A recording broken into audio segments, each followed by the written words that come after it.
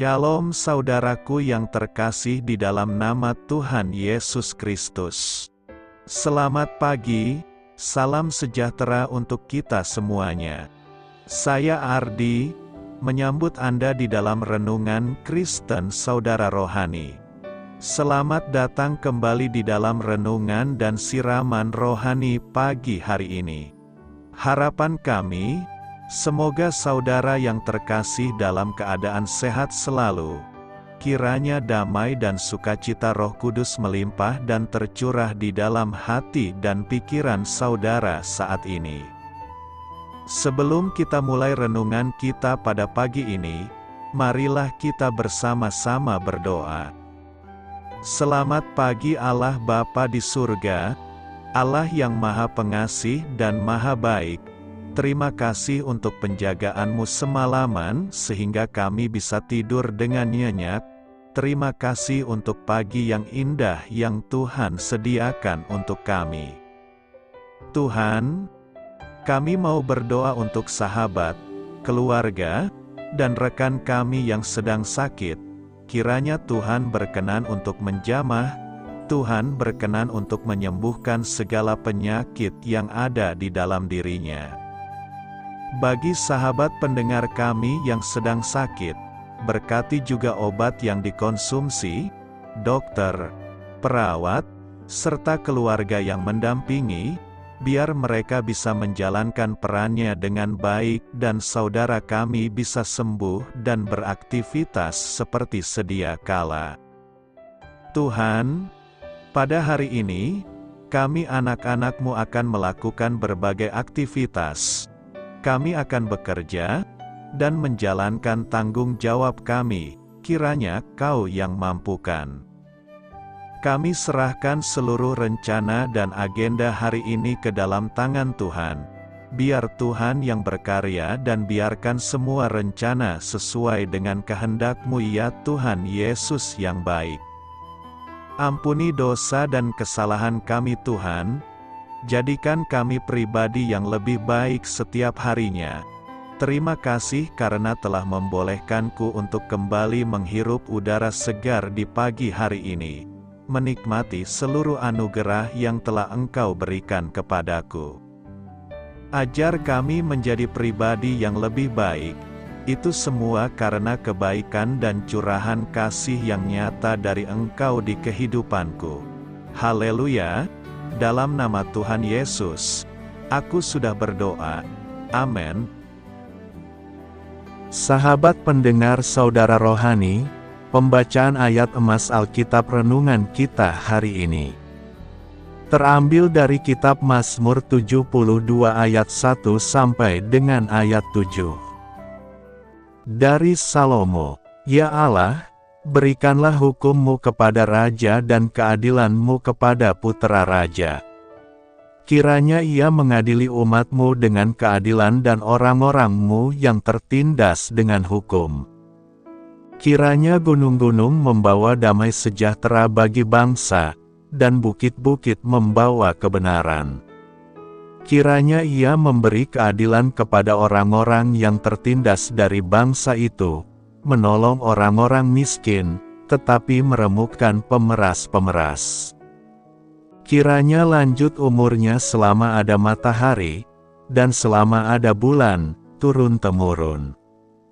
Kiranya ia seperti hujan yang turun ke atas padang rumput, seperti dirus hujan yang menggenangi bumi.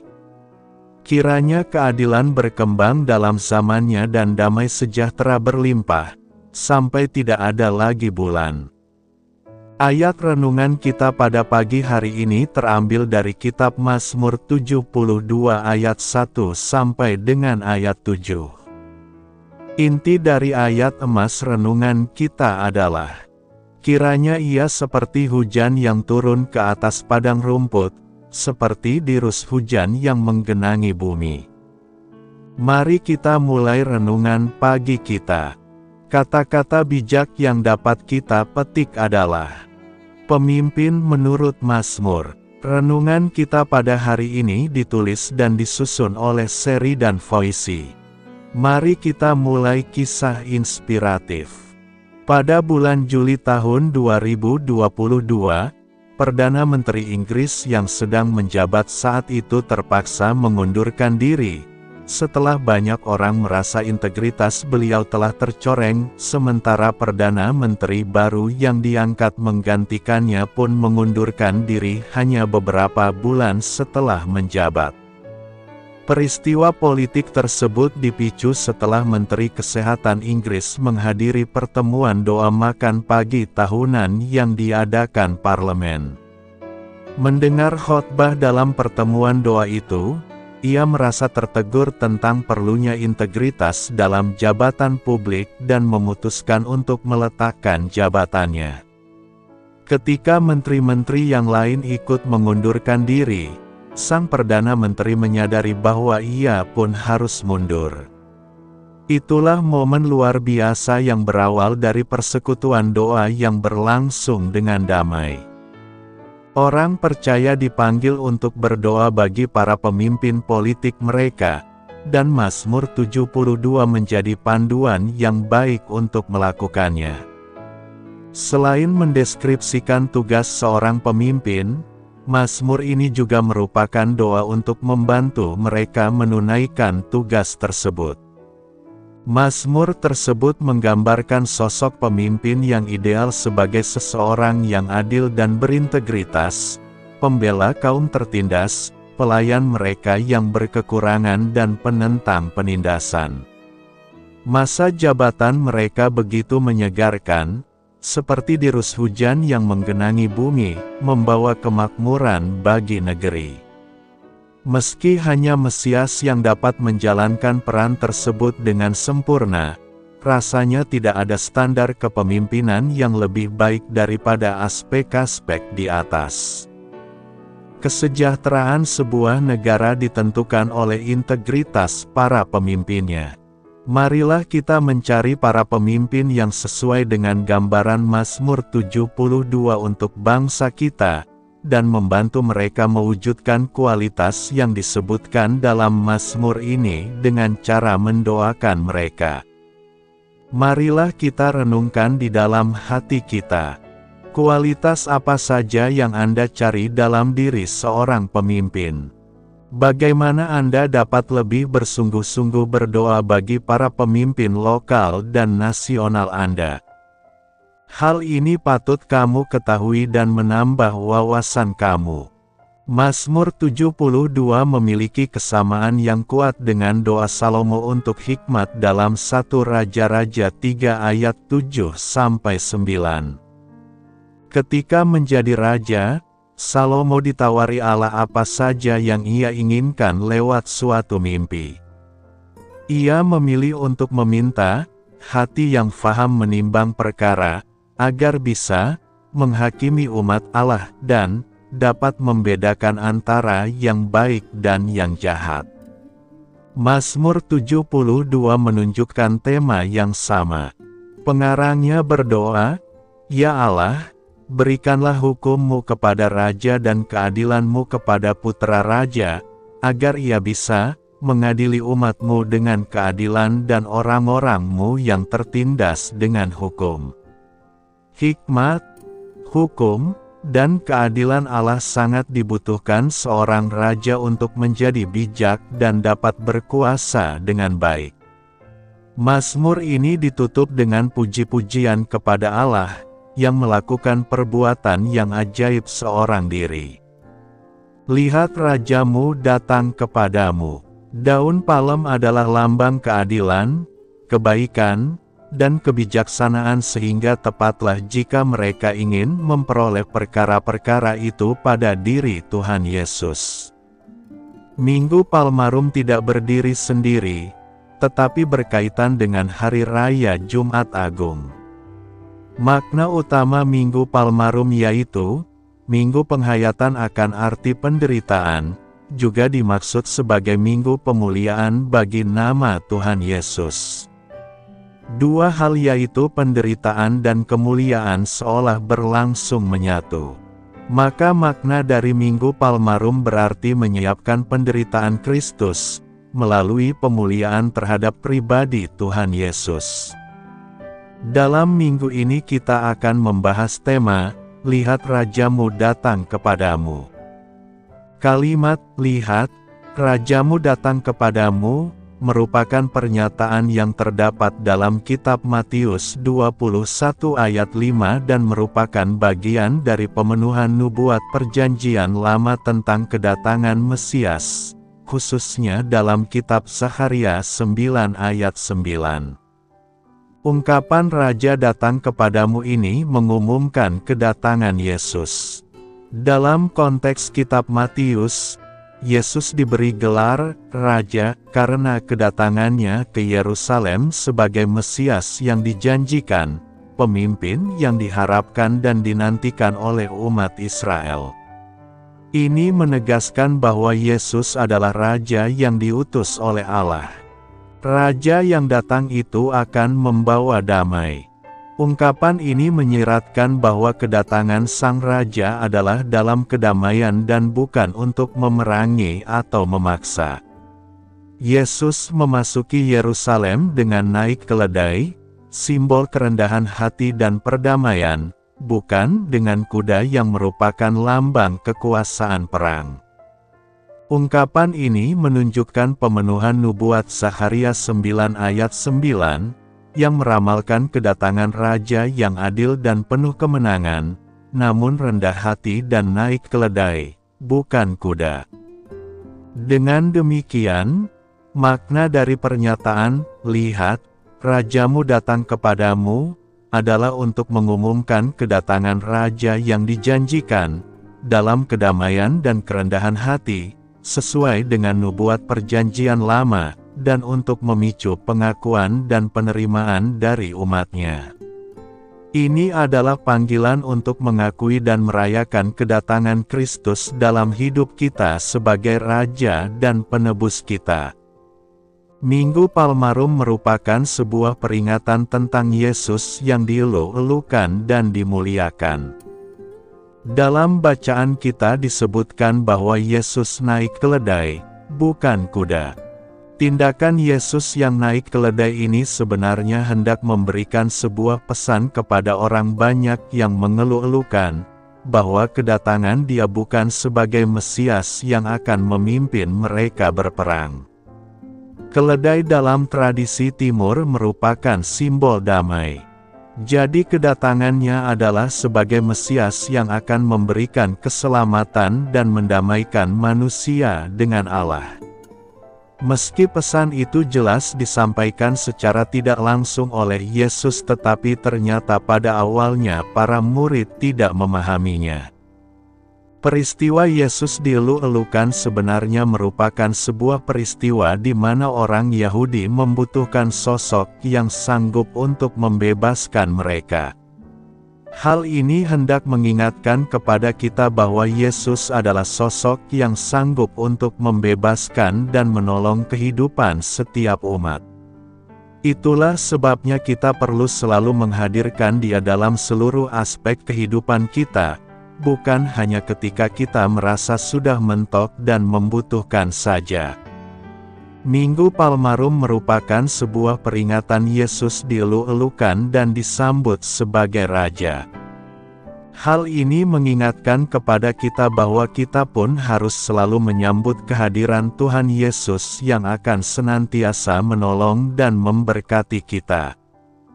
Penyambutan kehadiran ini bukan sebuah bentuk formal dengan berseru, "Hosana, diberkatilah Dia yang datang dalam nama Tuhan," namun pujian itu harus nyata dalam setiap perilaku kehidupan kita. Mulut memuji, tetapi jika tindakan melukai hati Tuhan, maka yang terjadi tidak berbeda dengan orang Yahudi yang berseru, "Hosana, diberkatilah Dia yang datang dalam nama Tuhan," tetapi 5 hari kemudian berseru, "Salibkan Dia." Jika kita mendalami teks perikope minggu ini, maka kita akan menemukan beberapa pelajaran penting bagi kita, yakni: pertama, antusiasme orang-orang Yahudi begitu besar dalam menyambut kedatangan Yesus di Yerusalem. Dalam pikiran orang banyak itu, kedatangan Yesus ke Yerusalem adalah momen yang tepat untuk mengangkat Dia sebagai Raja Israel, yang mereka harapkan akan membebaskan mereka sebagai bangsa yang terjajah yang sangat merindukan kemerdekaan.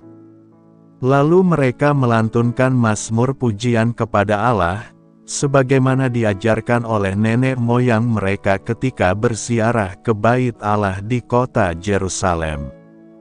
Mazmur pujian itu penuh dengan sukacita karena berlatar belakang kemenangan nenek moyang mereka dalam peperangan pada masa lalu. Namun, mereka mengabaikan kaitannya dengan perkara rohani dan lebih terpukau pada gerakan politik untuk melawan pemerintah penjajahan Romawi. Maka, kedatangannya ke kota Yerusalem hendak mereka gunakan untuk memobilisasi massa dalam sebuah demonstrasi besar-besaran. Lalu mereka mengeluh-elukan kedatangan Tuhan Yesus itu dengan menggunakan daun-daun palem seraya mengangkat-angkat daun palem itu dan berseru, "Hosana! Hosana!" Selanjutnya, ucapan mereka benar-benar menyanjung dan menghormati Tuhan Yesus dengan kutipan Mazmur 118 ayat 26 yang telah ada sejak zaman dahulu. Hosana, yang berarti, selamat sekarang. Lalu seruan mereka berlanjut, diberkatilah Dia yang datang dalam nama Tuhan. Nyata sekali bahwa kedatangannya ke Yerusalem pada dasarnya adalah dengan tujuan baik. Nama Tuhan disertakan dan diharapkan membawa berkat. Ia pun datang dengan maksud damai, terbukti mengendarai seekor keledai dan bukan seekor kuda. Ia dan para muridnya juga tidak membawa senjata apapun karena memang kedatangannya ke Yerusalem bukan dengan tujuan untuk berperang. Menyusul sebutan Raja Israel, sebuah sebutan yang tercetus sebagai bentuk harapan dan kerinduan mereka akan datangnya Sang Mesias itu. Namun, para penduduk kota Yerusalem telah memanipulasinya sebagai gerakan politik dengan cara mengangkat Dia sebagai raja mereka. Namun sangat kontradiktif, ketika 5 hari kemudian, seruan, "Hosana," itu berubah menjadi, "Salibkanlah Dia." Kedua, makna seruan Hosana dan daun palem. Dalam Yohanes 12 ayat 12-13 dikatakan, keesokan harinya orang banyak yang sudah datang untuk merayakan Paskah mendengar bahwa Yesus sedang dalam perjalanan menuju Yerusalem. Maka mereka mengambil daun-daun palem lalu pergi menyambut Dia, sambil bersorak-sorak, "Pujilah Allah! Diberkatilah Dia yang datang atas nama Tuhan! Diberkatilah Raja Israel." Menjelang Paskah, orang-orang Israel selalu menggunakan daun-daun palem di Bait Allah dalam perayaan Pondok Daun. Itu sebabnya ketika Yesus tiba di Yerusalem mereka melambai-lambaikan daun palem sebagai tanda penghormatan terhadap Yesus. Seruan, "Hosana," mempunyai hubungan yang sangat kuat dengan daun palem. Kata Hosana merupakan sebuah bentuk penekanan dari Mazmur 118 ayat 25. "Ya Tuhan, berilah kiranya keselamatan. Ya Tuhan, berilah kiranya kemujuran," yang kemudian menjadi sebuah sambutan bahkan pujian. Dalam perayaan Pondok Daun, koor Bait Allah akan menyanyikan Mazmur 113-118 setiap pagi dan ketika mereka tiba pada Mazmur 118 ayat 25 dan mengatakan, "Hosana," maka semua laki-laki, muda dan dewasa, di Bait Allah melambai-lambaikan lulap melati yang diikatkan dengan daun palem, sambil menyerukan, "Hosana," 3 kali. Tindakan ini merupakan sebuah ekspresi dari sukacita atau kemenangan. Sehingga orang-orang Yahudi sudah biasa mengasosiasikan lulap tersebut dengan seruan, Hosana. Itulah sebabnya mereka secara spontan menyerukan Mazmur 118 ayat 26, "Diberkatilah dia yang datang dalam nama Tuhan," ketika mereka melambai-lambaikan daun palem. Ucapan ini pada awalnya ditujukan kepada para peziarah yang datang ke Bait Allah, namun ucapan ini juga memiliki aplikasi yang khusus kepada Mesias. Diberkatilah dia yang datang dalam nama Tuhan, menjelaskan bahwa berkat itu akan datang dari Tuhan, khususnya dari rumah Tuhan. Oleh sebab itulah jikalau kita menginginkan berkat dari Tuhan, kita harus datang ke tempat yang memang Tuhan inginkan berkat itu dilimpahkan, yaitu gereja Tuhan. Ulangan 12 ayat 5 dan Ibrani 10 ayat 25 memberitahukan kepada kita di tempat yang dipilih Tuhan itulah kita harus benar-benar menjaga konsistensi kita di dalam mengikuti pertemuan ibadah. Ditambah lagi jikalau kita dengan giat melayani Tuhan, disitulah Tuhan memerintahkan berkat untuk ada di tempat yang sudah Ia tentukan, yaitu hidup untuk selama-lamanya. Dengan demikian, kita akan memperoleh berkat jikalau kita tetap mendekatkan diri kepada Tuhan lewat gerejanya. Ketiga, Yesus naik keledai. Perikop ini memberikan keterangan lebih detail mengenai persiapan Yesus masuk ke Yerusalem dan dielu-elukan. Yesus menggunakan keledai dan bukan seekor kuda. Yesus melakukan hal tersebut naik keledai muda untuk menggenapi nubuatan Nabi Zakharia, "Bersorak-soraklah dengan nyaring, hai puteri Sion, bersorak-sorailah, hai puteri Yerusalem. Lihat, rajamu datang kepadamu, ia adil dan jaya. Ia lemah lembut dan mengendarai seekor keledai beban yang muda." Selain untuk menggenapkan apa yang dinubuatkan Nabi, Yesus sebenarnya menyampaikan pesan kepada orang banyak yang menyambutnya bahwa Dia adalah Mesias, tetapi Dia bukanlah Mesias seperti yang dipikirkan oleh bangsa Israel. Yesus tidak akan memimpin bangsa itu untuk melakukan peperangan dan mengusir penjajah dari tanah Israel. Ia datang untuk memberikan keselamatan kepada manusia dan mendamaikan manusia dengan Allah. Yesus adalah utusan Bapa supaya barang siapa yang percaya kepadanya tidak binasa melainkan memperoleh hidup yang kekal. Binatang keledai dalam tradisi Timur merupakan lambang binatang yang damai, tidak seperti kuda, yang melambangkan binatang peperangan. Karenanya, seorang raja akan datang menunggangi kuda jika hendak berperang dan naik keledai jika hendak menunjukkan bahwa ia datang dengan damai. Yesus datang menunggangi keledai melambangkan kedatangannya sebagai Raja Damai, bukan untuk berperang. Keempat, Tuhan memerlukan keledai. Dalam rangka kedatangannya ke Yerusalem, Dia memerlukan keledai sebagai alat transportasinya. Dia menggunakan milik umat Israel dengan menyuruh muridnya untuk melepaskan seekor keledai sebagai alat transportasinya. Alasan mengapa Yesus menggunakan transportasi keledai adalah Yesus hendak memenuhi nubuat dalam kitab suci, khususnya dalam kitab Nabi Zakharia 9 ayat 9 yang menyatakan bahwa Mesias akan datang ke Yerusalem dengan naik keledai. Dalam konteks kebudayaan pada waktu itu, keledai dianggap sebagai simbol kehormatan dan kebesaran, tetapi juga sebagai simbol kedamaian dan kerendahan hati. Selain itu, pemilihan kendaraan yang sederhana dan biasa seperti keledai juga dapat menunjukkan sikap kerendahan hati dan kesederhanaan Yesus sebagai pemimpin.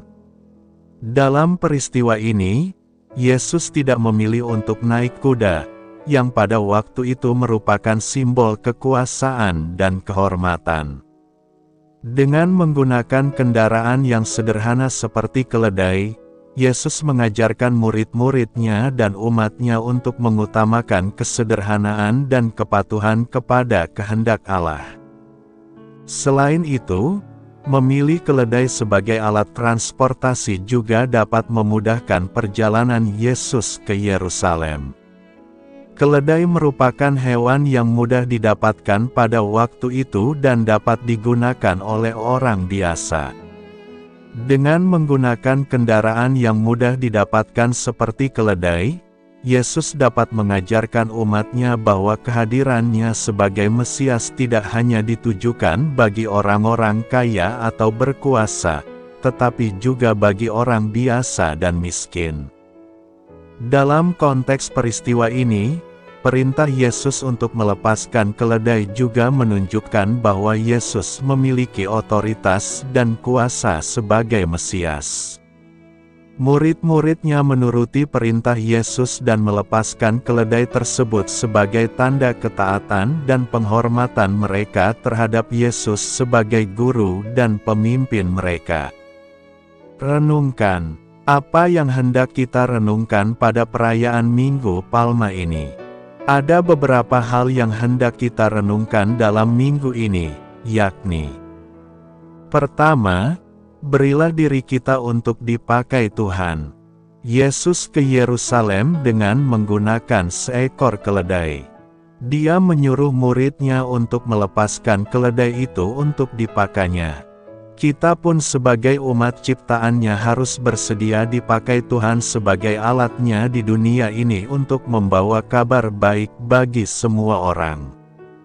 Karenanya, jika Tuhan memanggil kita sebagai alatnya, segeralah melepaskan ikatan dunia ini dan ikutlah Dia.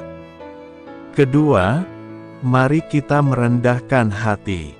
Ketika Yesus datang ke Yerusalem menunggang seekor keledai, pertama, mengingatkan kita bahwa Tuhan setia pada janjinya yang telah dinubuatkan lewat para nabi jauh sebelumnya.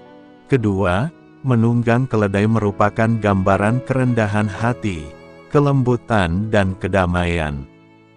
Yesus bukanlah Raja Israel dalam arti politis, tetapi Yesus adalah Raja Damai. Yesus bukanlah juru selamat dalam arti pahlawan perang gagah perkasa yang turun ke medan pertempuran dengan senjata untuk membebaskan orang Israel dari belenggu kolonialisme Roma, tetapi Yesus adalah juru selamat dunia, yang mau mengorbankan dirinya di atas kayu salib untuk membebaskan seluruh manusia dari belenggu dosa. Dengan demikian, jika kita melayani Tuhan, mari rendahkanlah hati kita di hadapan-Nya agar pelayanan kita menjadi kemuliaan bagi Tuhan dan membawa damai sejahtera bagi kita dan semua umat Tuhan. Karena itu, sambutlah Yesus yang datang di dalam nama Tuhan dengan memberikan diri kita sebagai alat-Nya agar hidup kita diberkati-Nya.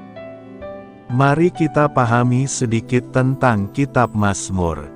Penulis.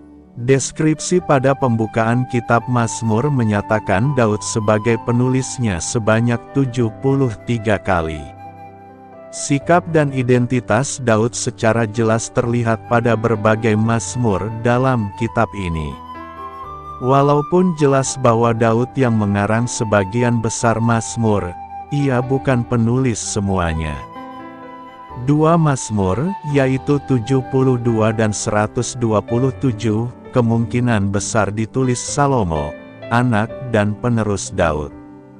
Mazmur 90 merupakan doa yang kemungkinan ditulis Musa. Satu bagian yang terdiri dari 12 mazmur berasal dari keluarga Asaf. Bani, putra Korah mengarang 11 mazmur. Mazmur 88 dihubungkan dengan Heman, dan 89 dihubungkan dengan Etan orang Ezrahi. Kecuali Salomo dan Musa, Semua pengarang lainnya adalah imam atau kaum Lewi yang bertanggung jawab sebagai pemusik dalam tempat kudus selama pemerintahan Daud.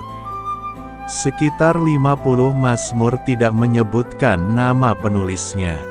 Tanggal penulisan. Sebuah penelitian tentang waktu penulisan kitab ini dicocokkan dengan topik yang dibahas, menunjukkan bahwa mazmur yang dituliskan di kitab ini meliputi jangka waktu beberapa abad. Mazmur tertua di dalam kitab ini kemungkinan adalah doa Musa, sebuah renungan mengenai kelemahan manusia dibandingkan dengan keabadian Allah. Mazmur yang paling terakhir kemungkinan pasal 137, sebuah lagu ratapan yang ditulis di masa bangsa Israel menjadi tawanan kerajaan Babel, selama kurun waktu tahun 586 sampai tahun 538 sebelum Masehi. Sangat jelas bahwa 150 mazmur telah ditulis oleh beberapa penulis dalam kurun waktu ribuan tahun dalam sejarah bangsa Israel. Kemungkinan besar, semua mazmur ini dikumpulkan dan dipersatukan dalam kitab sebagaimana ditemukan sekarang, oleh seorang redaktur yang tak dikenal, tidak lama setelah Israel pulang dari pembuangannya, sekitar tahun 537 sebelum Masehi. Tujuan penulisan. Kitab Mazmur merupakan kitab terpanjang dalam Alkitab, yaitu 150 mazmur. Topik yang diliputnya juga sangat beragam. Mazmur mengulas subjek seperti Allah dan ciptaannya, peperangan, penyembahan, hikmat, dosa dan kejahatan, penghakiman, keadilan, dan kedatangan Mesias. Ayat kunci. Mazmur 19 ayat 1, langit menceritakan kemuliaan Allah, dan cakrawala memberitakan pekerjaan tangannya. Mazmur 22 ayat 16-19, sebab anjing-anjing mengerumuni aku, gerombolan penjahat mengepung aku, mereka menusuk tangan dan kakiku. Segala tulangku dapat kuhitung, mereka menonton, mereka memandangi aku. Mereka membagi-bagi pakaianku di antara mereka, dan mereka membuang undi atas jubahku. Mazmur 23 ayat 1, Tuhan adalah gembalaku, takkan kekurangan aku.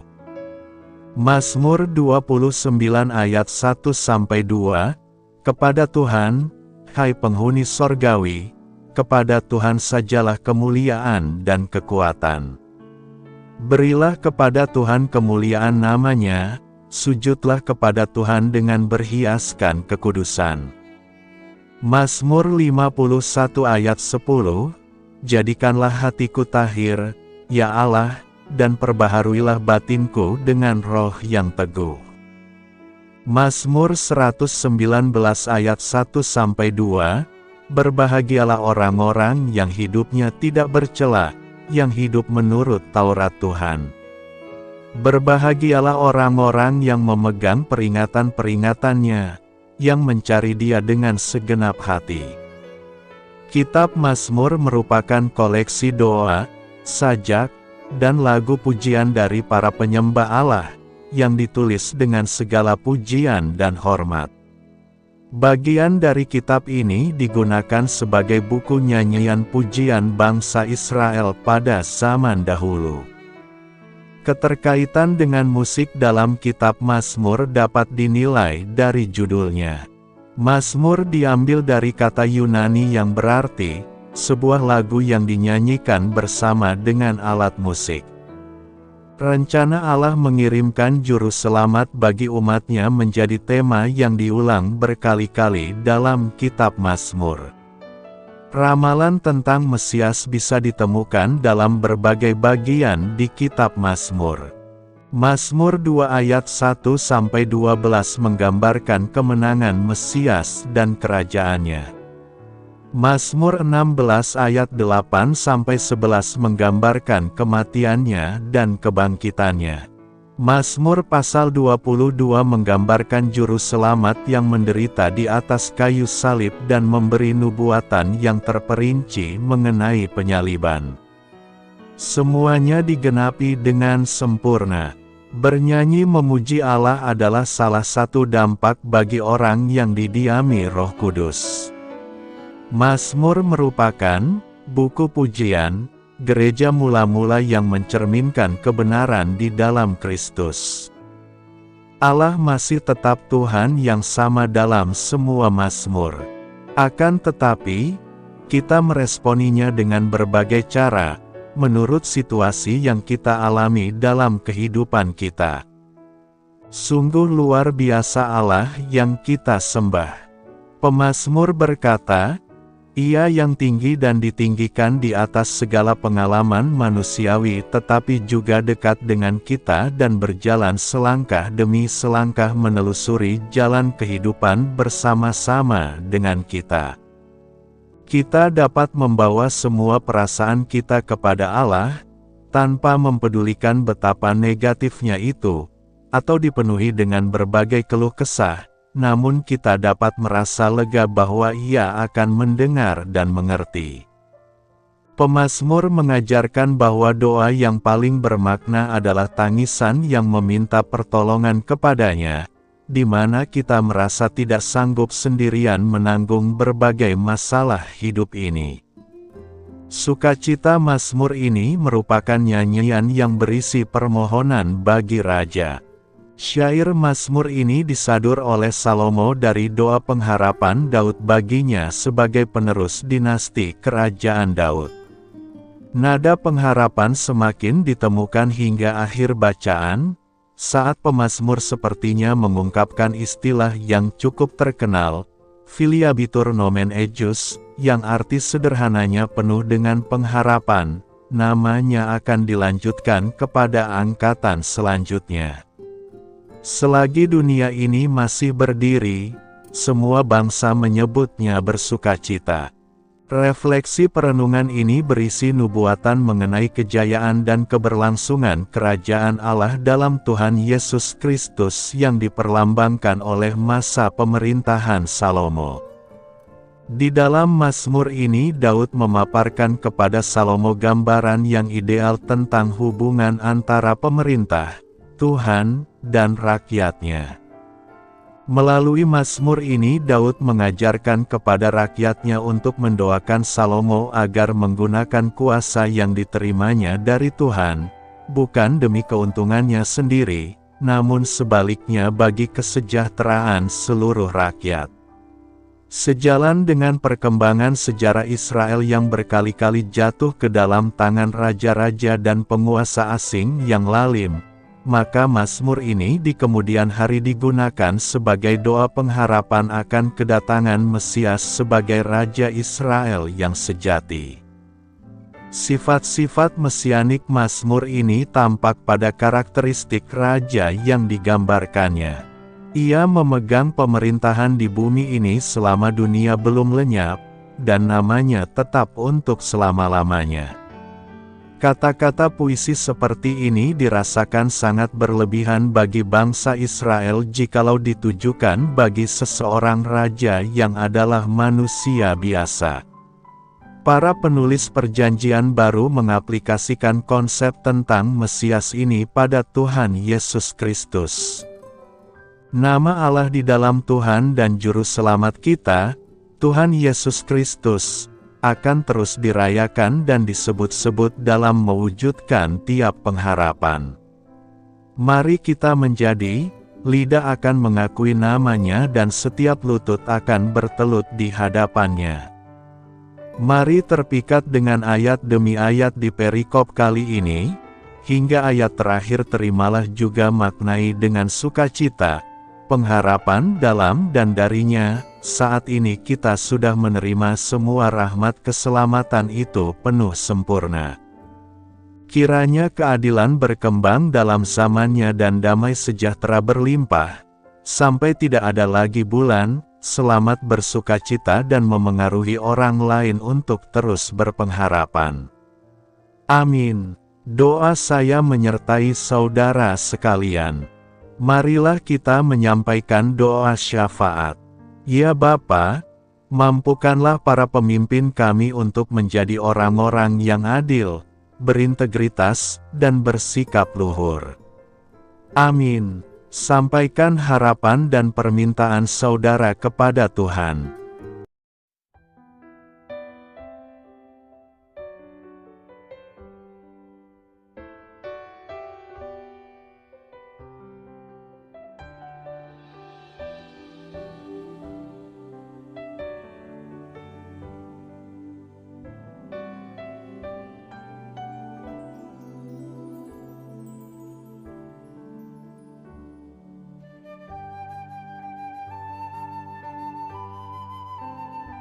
Marilah kita renungkan sahabat saudara rohani. Demikianlah renungan firman Tuhan pagi hari ini. Semoga menjadi berkat dalam hidup kita. Dan sebelum kita memulai segala aktivitas kita pagi hari ini, marilah kita berdoa. Selamat pagi Bapa, malam hari telah berganti pagi. Kehidupan baru telah Engkau berikan kembali bagi kami. Bapa Surgawi, tolonglah aku menyadari kebutuhan orang lain, supaya aku dapat membagikan apa yang telah Engkau berikan kepadaku. Pada saat aku membutuhkan, berilah aku keyakinan bahwa Engkau akan mencukupkanku, melalui orang-orang yang mengasihi-Mu, bukan karena kami pantas atau layak, namun karena kasih karunia-Mu kami boleh ada, sebagaimana kami ada di pagi hari ini. Terima kasih Tuhan, atas kesempatan baru yang telah Tuhan berikan kepada kami, untuk bisa memperbaiki diri agar kami bisa lebih layak di hadapan-Mu. Hari ini kami serahkan semua perkara dan kesulitan yang akan kami lalui ke dalam tangan-Mu. Biarkanlah kami bisa memuliakan-Mu dalam segala aktivitas yang akan kami lakukan. Amin. Biarlah firman Tuhan menjadi pengingat untuk kita semua, bahwa tuntunan dari Roh Kudus akan selalu memberi jalan keluar bagi setiap permasalahan hidup kita, dan memberi kedamaian di hati kita. Sampai jumpa di renungan pagi saudara rohani berikutnya.